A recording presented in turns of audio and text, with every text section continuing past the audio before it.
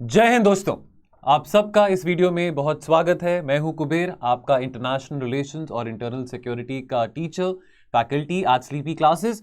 और इस वीडियो में बहुत क्विकली हम डिस्कस करेंगे 5 ऐसे इंपॉर्टेंट इंटरनेशनल अग्रीमेंट्स भारत और अमेरिका के बीच में जो कि आपके यूपीएससी प्रीलिम्स के पर्सपेक्टिव से थोड़े इंपॉर्टेंट बनते हैं ना। दोस्तों, पहले शुरू करने से पहले मैं आपको एक इंफॉर्मेशन देना चाहता हूं, बुरा ना मानो, लेट्स प्ले होली। तो होली के इस अवसर पर हम आपके लिए लेके आए हैं फ्लैट 15% ऑफ।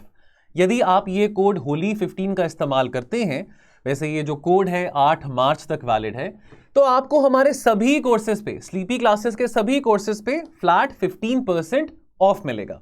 तो ये इंफॉर्मेशन थी। बाकी दोस्तों, ऐसे 5 इंपॉर्टेंट अग्रीमेंट्स जो कि मैं डिस्कस करने वाला हूं, कहते हैं भारत और अमेरिका की जब बात आती है कि रिश्ता है between the world's largest democracy and the world's oldest democracy. तो पिछले कुछ 4-5 सालों में कौन से ऐसे इंपॉर्टेंट फ्रेमवर्क्स हैं, अग्रीमेंट्स हैं जो कि भारत और अमेरिका के बीच में साइन करे गए हैं, quickly one by one discuss करते हैं। पहले, ये तो अभी रीसेंट है, करंट अफेयर्स में से है, आईसीईटी फ्रेमवर्क के बारे, यानी कि initiative for critical and emerging technologies. आपको यह पता हो कि यह अग्रीमेंट प्रधानमंत्री मोदी जी और यूएस के राष्ट्रपति जो बाइडेन के बीच में पिछले साल मई 2022 में यह फ्रेमवर्क साइन करा गया था। ऑब्जेक्टिव क्या था? ऑब्जेक्टिव था कि कैसे टेक्नोलॉजी को हार्नेस किया जा सकता है, कैसे स्ट्रेटेजिक टेक्नोलॉजी पार्टनरशिप दोनों डेमोक्रेसीज के बीच में बनाई जा सकती है, जिससे भारत का जो डिफेंस इंडस्ट्रियल कॉम्प्लेक्स है वो भी एक्सपैंड हो सकता है। और यहां पे कोशिश करी जाएगी कि सरकारों के अलावा एंटरप्राइजेस को, बिजनेसेस को और एकेडमिक इंस्टीट्यूशंस को भी बीच में इन्वॉल्व किया जाएगा, ताकि रिसर्च एंड डेवलपमेंट में भी हम बूस्ट देख सकें। अब इस फ्रेमवर्क के चलते जो पहली इनॉग्रल मीटिंग थी वो भी हाल ही में 31 जनवरी 2023 को हुई थी, जहां पे हमारे राष्ट्रीय सुरक्षा सलाहकार अजीत डोभाल जी अमेरिका के राष्ट्रीय सुरक्षा सलाहकार जेक सुलिवन को मिले थे और इसकी इनॉग्रल मीटिंग की स्थापना करी थी। अमेरिका का कहना है कि हम दोनों डेमोक्रेटिक कंट्रीज हैं, डेमोक्रेटिक वैल्यूज अपहोल्ड करते हैं और टेक्नोलॉजी को भी डेमोक्रेटिकली शेयर करना बहुत जरूरी है, ताकि जो क्वालिटी ऑफ ह्यूमन लाइफ है वो और एनहांस हो सके। और अमेरिका ने ये बात बहुत कैटेगोरिकली कही है। America is well aware of our Atmanirbhar Bharat programme. तो अमेरिका ये कहना चाह रहा है इस फ्रेमवर्क के चलते कि हम भारत की मदद करना चाहते हैं कि ताकि भारत इंडिजिनसली डिफेंस प्रोडक्शन को बूस्ट कर सके इस फ्रेमवर्क के चलते। तो इस इनिशिएटिव में यहां पे भारत और अमेरिका की स्ट्रेटेजिक टेक्नोलॉजी पार्टनरशिप को एक्सपैंड किया जाएगा, चाहे वो फार्मास्यूटिकल्स में हो, चाहे वो साइंस में हो, चाहे वो बायोटेक्नोलॉजी में हो, चाहे वो डिफेंस में हो, चाहे वो स्पेस में हो। इन सभी एरियाज पे फोकस किया जाएगा। बिजनेसेस और एकेडमिक इंस्टीट्यूशंस की भी इन्वॉल्वमेंट रहेगी। तो यदि आपसे कोई पूछे पिलर्स क्या हैं आईसीईटी के, तो ये 5 पिलर्स हैं। इनोवेशन इकोसिस्टम को थोड़ा स्ट्रेंथन करना, डिफेंस इनोवेशन और टेक्नोलॉजी कोऑपरेशन को स्ट्रेंथन करना, नई टेक्नोलॉजीज डिफेंस, क्योंकि हम डिफेंस इंडिजिनाइजेशन के टुवर्ड्स मूव कर रहे हैं, तो को प्रोडक्शन और को development of these important technologies, चाहे वो मिसाइल्स हैं, चाहे वो जहाज हैं, चाहे वो वॉरशिप्स हैं, इस पे अमेरिका कह रहा है कि हम आपकी मदद करेंगे। सेमीकंडक्टर सप्लाई चेन फैसिलिटीज को स्ट्रेंथन करना, रिजिलिएंट बनाना, ये भी एक इंपॉर्टेंट पिलर है आईसीईटी का। Then space is a very important pillar and then last but not the least हम 5G और 6G टेक्नोलॉजीज की अगर बात करें। देन अगला अग्रीमेंट, तो 5 करेंगे डिस्कस। अगला अग्रीमेंट है बेका, यानी कि basics exchange and cooperation agreement. अब ये अग्रीमेंट थोड़ा पुराना है, ज्यादा पुराना भी नहीं है, बट 2020 में अक्टूबर 27 2020 में इस अग्रीमेंट को साइन करा गया था। इस अग्रीमेंट के साथ 2 और इंपॉर्टेंट अग्रीमेंट्स हैं जिसके बारे अभी हम कुछ ही मिनट में बात करने वाले हैं। एक तो है लिमोआ, यानी कि लॉजिस्टिक्स एक्सचेंज मेमोरेंडम अग्रीमेंट, और दूसरा है कॉमकासा, यानी कि communications compatibility and security agreement. ये तीनों एग्रीमेंट्स एक इंपॉर्टेंट ट्रॉयका, यानी कि जो 3 एग्रीमेंट्स हैं, ये फाउंडेशनल पैक्ट बनाते हैं ताकि भारत और अमेरिका के बीच में ज्यादा डीपर मिलिट्री कोऑपरेशन देखने को मिल सके। अब बेका क्या करेगा? बेका का मकसद क्या है? भारत की मिलिट्री को, भारत की नेवी को, भारत के एयरफोर्स को मदद करना कि इन हमारी आर्म्ड फोर्सेस को रियल टाइम एक्सेस मिल सके टू अमेरिकन जीपीएस, जियोस्पेटियल इंटेलिजेंस। तो यानी कि बेसिकली आप अगर इसको लेमैन टर्म में समझें, जैसे अब हम कैब में जाते हैं, उबर करते हैं, ओला करते हैं, या अगर आप अपनी खुद की भी गाड़ी ड्राइव करके फोन पे आप जीपीएस लगाते हैं, तो जीपीएस के सहारे से आप अपनी रिक्वायर्ड डेस्टिनेशन पे पहुंच जाते हैं। आपको ज्यादा टाइम नहीं लगता। अगर आपको नहीं भी पता कि आपने जहां पे आपने जाना है, आपको उसका रास्ता नहीं पता, डिस्टेंस नहीं पता, तो जीपीएस लगा के आराम से वहां पे पहुंच जाते हैं। तो बेका के चलते भी हमारे इंडियन मिलिट्री सिस्टम को ऐसी बेहतरीन जियो स्पेटियल टेक्नोलॉजी प्रोवाइड की जाएगी अमेरिका के द्वारा, हाई क्वालिटी जीपीएस प्रोवाइड किया जाएगा, ताकि हम मिसाइल्स को नेविगेट कर सके और प्रिसाइसली हिट कर सके हमारे एडवर्सरी के ऊपर जहां पे हम टारगेट करना चाह रहे हैं। तो सिग्निफिकेंस की बात करें, क्योंकि 2020 में ये फ्रेमवर्क इंस्टीट्यूशनलाइज करा गया है और 2020-21 में काफी सारी बातें हमने क्वाड की भी समझी थी, क्वाड को लेके बहुत सारी बातें मोबिलाइज हुई थी। तो हमारी अगर नेवीज की बात करें तो नेवी के लिए, इंडियन नेवी के लिए बहुत सिग्निफिकेंट बनता है ये बेका अग्रीमेंट। और जैसे आप जानते हैं क्वाड पिछले 2-3 सालों से काफी न्यूज में भी रहा है, और आप ये भी जानते हैं कि ऑस्ट्रेलिया को भी इन्वॉल्व करा था क्वाड की मालाबार नेवल एक्सरसाइज में। So definitely this agreement will be able to help Indian Navy so that we can keep a close watch on the movements, on the tracking of the Chinese warships in the Indian Ocean, because let us not forget कि China के जो warships हैं, China की जो navy है, उसका footprint Indian ocean में, Indo Pacific region में बहुत बढ़ रहा है। देन लेमोआ की बात करेंगे तो यहाँ पे इमेज में आप मनोहर पारिकर, लेट श्री मनोहर पारिकर जी को देख सकते हैं, जो हमारे डिफेंस मिनिस्टर थे, फॉर्मर डिफेंस मिनिस्टर। तो जब वो डिफेंस मिनिस्टर थे तब ये लेमोआ अग्रीमेंट अगस्त 2016 में साइन करा गया था।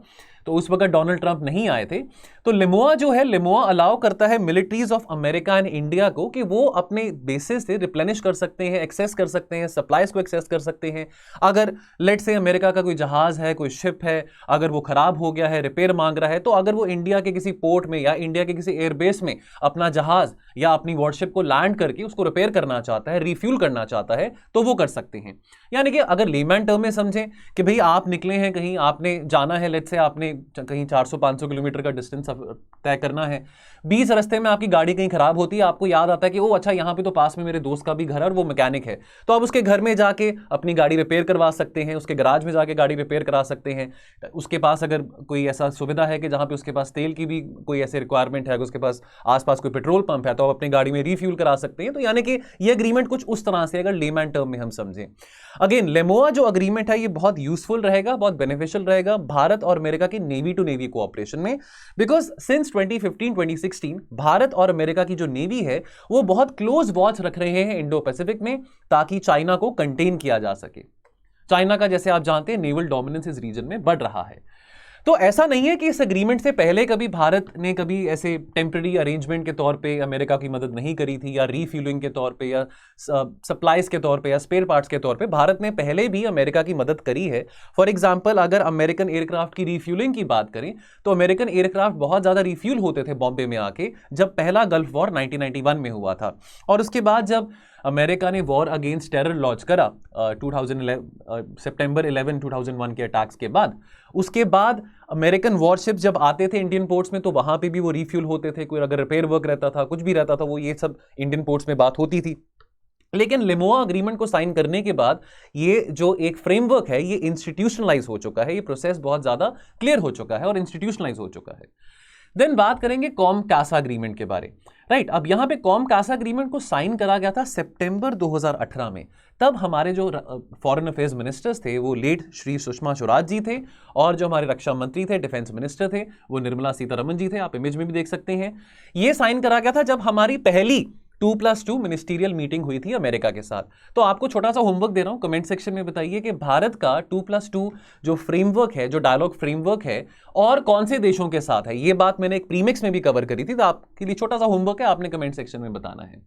तो ये फ्रेमवर्क को साइन करा गया था सितंबर 2018 में, जब हमारा और अमेरिका का पहला 2+2 डायलॉग हुआ था। यानी कि 2+2 मींस कि हमारे फॉरेन मिनिस्टर और हमारे रक्षा मंत्री की जो मीटिंग थी अलॉन्ग विद अमेरिका के जो फॉरेन अफेयर्स मिनिस्टर्स हैं और जो डिफेंस मिनिस्टर हैं उनके साथ, तो उस मीटिंग में ये कॉम कासा अग्रीमेंट साइन करा गया था। अब ये पैक्ट अलाउ करता है अमेरिका को to provide with its encrypted communication equipment. यानी कि देखिए, अब कोई भी हमारी मिलिट्री ऑपरेशंस होते हैं, नेवल ऑपरेशंस होते हैं, तो सीक्रेसी पे बहुत फोकस किया जाता है। कोई भी इंफॉर्मेशन एक कमांडर ने दूसरे कमांडर से शेयर करनी है तो वो कोशिश करेंगे कि इनक्रिप्टेड कम्युनिकेशन शेयर करें, यानी कि जो कि इजिली जो एनिमी है, जो ओपोनेंट है, वो डीक्रिप्ट ना कर सके। तो एक कोडेड लैंग्वेज में वो इंफॉर्मेशन शेयर की जाती है जो कि इजिली डीक्रिप्ट ना हो सके। तो इस तरह की जो टेक्नोलॉजीज है, अमेरिका ने कहा कि हम इंडिया को प्रोवाइड करेंगे, इंडिया की आर्मी को, नेवी को, एयरफोर्स को। अगेन अगर इसको सिंपल तरीके से समझें, यानी कि आप मैसेज एक्सचेंज कर रहे हैं, कम्युनिकेट कर रहे हैं अपने फ्रेंड के साथ व्हाट्सएप पे, सिग्नल पे, टेलीग्राम पे, किसी ऐसी भाषा में, किसी ऐसी लैंग्वेज में जो कि सिर्फ आप और आपका फ्रेंड ही समझ पाते हैं, ठीक है। तो ये लेमैन टर्म में हम समझें। लेकिन इसकी जो टेक्नोलॉजी है, जो इनक्रिप्टेड कम्युनिकेशंस इक्विपमेंट है, वो कौन देगा? वो अमेरिका देगा। अमेरिका ने ये बात इंडिया को कही थी 2018 में। एंड लास्ट यहां पे बात करेंगे defence technology and trade initiative. देखिए अब ये सारे एग्रीमेंट्स पहले साइन हो चुके हैं, इसमें से रिसेंट में करंट अफेयर्स में से सिर्फ आईसीईटी था जो कि पहला एग्रीमेंट हमने डिस्कस किया, बट ये स्टैटिक टॉपिक्स है, यूपीएससी पूछ सकती है प्रीलिम्स में, यू नेवर नो। तो ये एग्रीमेंट्स के बारे between India and America, because international relations में भारत और अमेरिका के बीच में बहुत सारी न्यूज आती रहती है, तो ये एग्रीमेंट्स के बारे हमको पता होना चाहिए। स्टैटिक नॉलेज यहां पे आपकी थोड़ी रिवाइज हो रही है। नाउ DTII की बात करें, यानी कि defence technology and trade initiative. अब ये DTII क्या है? एक इनिशिएटिव है जहां जो कि प्रोवाइड कर सकता है कि देखिए अब अमेरिका और इंडिया के बीच में बहुत सारी डिफेंस डील साइन होती है, बहुत ज्यादा डिफेंस ट्रेड होता है, तो बीच में ब्यूरोक्रेटिक हर्डल्स ना आए। वो ब्यूरोक्रेटिक हर्डल्स ना आने के लिए एक ऐसा फ्रेमवर्क बनाया है कि भी जो सीनियर लेवल ओवरसाइट है, यानी कि जो सीनियर लेवल में जो ब्यूरोक्रेसी इन्वॉल्व रहेगी अमेरिका की, वो एक मैकेनिज्म से ओवरसी कर सकते हैं कि जो भी भारत के साथ हमारी डिफेंस डील्स हो रही हैं, जो भी डिफेंस ट्रेड डील्स हो रही हैं, उसमें कोई अड़चन या कोई रुकावट ना आ सके।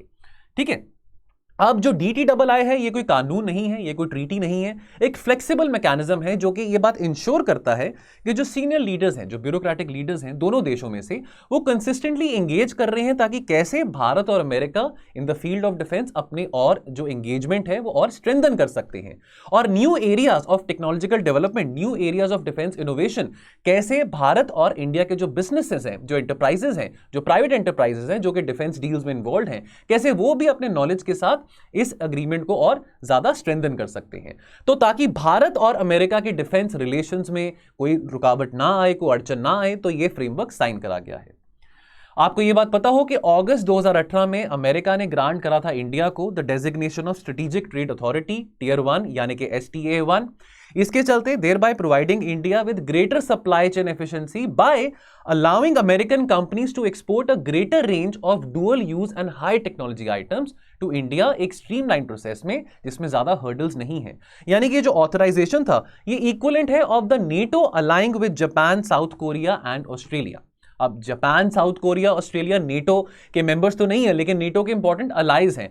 तो आपको यह भी पता हो कि India is among 8 countries where US defence exports are not restricted. In fact 2016 में इंडिया को रिकॉग्नाइज किया था अमेरिका ने as a major defence partner. तो ये कुछ फैक्चुअल इंफॉर्मेशन है जो कि आपको पता हो आपके प्रीलिम से पहले। जाने से पहले आपको इन्फॉर्मेशन देना चाहता हूं हमारे प्रीलिम्स PYQ मैराथन सेशन के बारे। अभी कल ही ज्योग्राफी का, परसों डे वो येस्टरडे ज्योग्राफी का सेशन हुआ था, श्रद्धा मैम ने लिया था। यदि आपने नहीं देखा तो ऑलरेडी हिस्ट्री, एनवायरनमेंट और ज्योग्राफी के PYQ सेशंस यानी कि 2011 से लेकर 2022 के बीच में जितने भी क्वेश्चंस यूपीएससी के प्रीलिम्स में आए थे वो डिस्कस हो चुके हैं तीनों सब्जेक्ट के। कमिंग संडे 12 मार्च को पॉलिटी का PYQ मैराथन सेशन होगा, एंड सब्सिक्वेंटली उसके बाद economy, then science and tech, and 2 April को IR का होगा। ना उसके अलावा दोस्तों और इन्फॉर्मेशन, अगर आप हमारे यूपीएससी 2023 करंट अफेयर्स प्रोग्राम का हिस्सा बनना चाहते हैं, यदि आप अभी प्रीलिम से कुछ टाइम पहले अपने पिछले 1-1.5 साल के करंट अफेयर्स को रिवाइज करना चाहते हैं, तो बहुत कॉम्प्रिहेंसिवली हमने अपने करंट अफेयर्स का प्रोग्राम बनाया है जहां पे आपको वीडियो लेक्चर्स देखने को मिलते हैं, पीडीएफ भी साथ में इसमें होते हैं। हर एक टॉपिक से संबंधित कोई इंपॉर्टेंट PYQ मेंस या प्री में रहा है उसका भी एनालिसिस होता है। सिमिलरली जो बच्चे अगले साल अपना अटेम्प्ट देंगे जो कि यूपीएससी 2024 करंट अफेयर्स प्रोग्राम का हिस्सा बनना चाहते हैं, तो इस प्रोग्राम को आप अवेल कर सकते हैं। सभी कोर्सेज पे दोस्तों, सभी कोर्सेज पे हमारा जो भी होली पे जो ऑफर चल रहा है 15% ऑफ का, वो आपको मिलेगा। And last but not the least, हमारा जो प्रीलिम्स क्रैश कोर्स है, संभव असंभव को संभव करने वाला लाइव प्रीलिम्स क्रैश कोर्स, जो कि बहुत सारे बच्चों ने इसमें पार्टिसिपेट करा है, बहुत सारे बच्चे इस कोर्स का बहुत फायदा भी उठा रहे हैं। तो यदि आप इस क्रैश कोर्स का हिस्सा बनना चाहते हैं तो आप हमारे टोल फ्री नंबर पे कॉल करके इसके बारे में इंफॉर्मेशन ले सकते हैं। और यदि आपको लगता है कि आपको सारे के सारे सब्जेक्ट्स का क्रैश कोर्स नहीं चाहिए, लेकिन कोई आपका वीक सब्जेक्ट है, लेट्स से वो एनवायरनमेंट हो सकता है, साइंस एंड टेक हो सकता है, ज्योग्राफी हो सकता है, तो आप individual subject wise prelims crash course भी ले सकते हैं, जिसकी कीमत पर सब्जेक्ट कितनी पड़ेगी, महज आपको 2000 पे। और अभी क्योंकि होली का ऑफर भी है तो आपको इस पे भी 15% ऑफ मिलेगा। चलिए सो दोस्तों, आज के इस लेक्चर में इतना ही रहेगा। मिलेंगे हम बहुत जल्द अपने अगले वीडियोस में। Thank you so much. जय हिंद।